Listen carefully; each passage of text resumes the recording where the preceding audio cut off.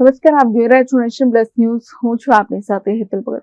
પાવાગઢના city gate નજીક મોડી રાત્રે અકસ્માત સર્જાયો હોવાની માહિતી પ્રાપ્ત થઈ રહી છે. પાવાગઢના સિટી ગેટ નજીક મોડી રાત્રે એક અકસ્માત સર્જાયો હોવાની માહિતી પ્રાપ્ત થઈ રહી છે, જેમાં સ્કૂટર સ્લીપ ખાઈ જતા વિરલસિંહ જયદેવસિંહ કોલંબા નામના યુવાનને ગંભીર ઇજાઓ પહોંચી હતી.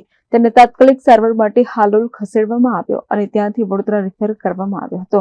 આ યુવાન છોટાઉદેપુર જિલ્લાના નસવાડી તાલુકાના કોલંબા ગામનો મૂળ નિવાસી છે અને હાલ જાંબુડી હાલોલ ખાતે રહે છે અને હાલોલની સફારી કંપનીમાં નોકરી કરે છે.